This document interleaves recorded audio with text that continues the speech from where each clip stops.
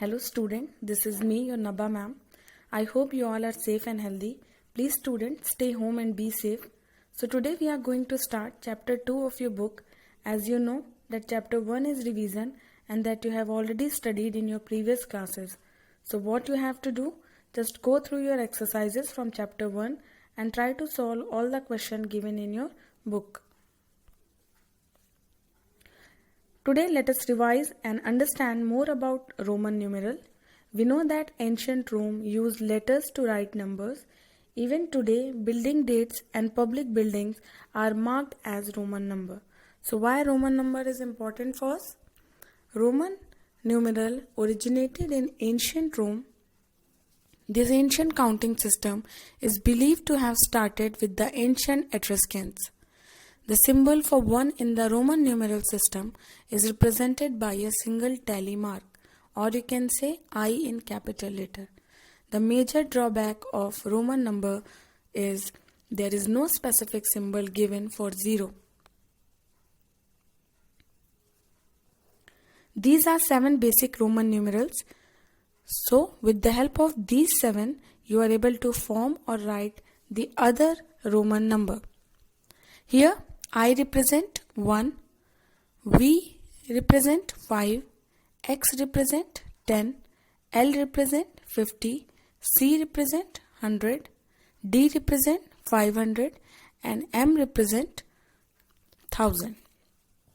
So, what you have to do, just learn these 7 basic Roman numerals, and with the help of these 7 you are able to write the rest other Roman number.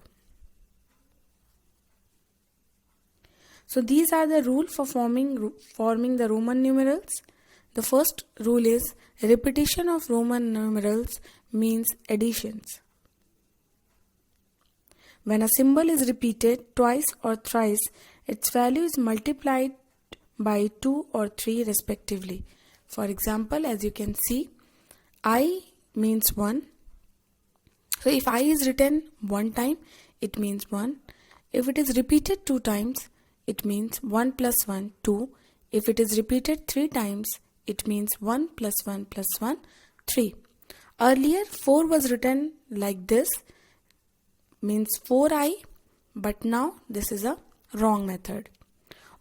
Now the next thing is only I, X, C and M can be repeated.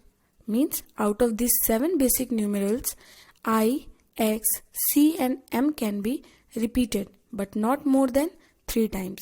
I means 5, X means 10, C means 100 and M means 1000. It can be repeated but not more than 3 times. Now the rest 3, V, L and D can never be repeated. Now the next thing is rule of addition. A smaller numeral written to the right of the larger numeral is always added to the larger numeral. It means when you want to add 2 Roman numerals, you have to write the smaller one to the right side and the larger one is the left side. So just have a look the examples. V, I. It means V is equal to 5 and I is equal to 1.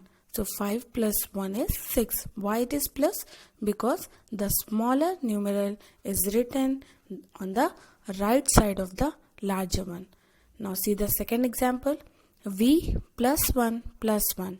It means 5 plus 1 6 plus 1 7. Like this you can solve the other examples. Now the third method is rule of subtraction. Here a smaller numeral written to the left of the larger numeral is always subtract from the larger number. Here, before doing the subtraction, you must know few rules, and that is V, L and D are never subtracted.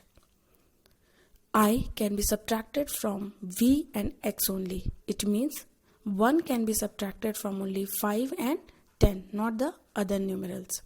X can be subtracted from L and C only. For example, you can see XL means 40, XC means 90. Now the next point is C can be subtracted from D and M only.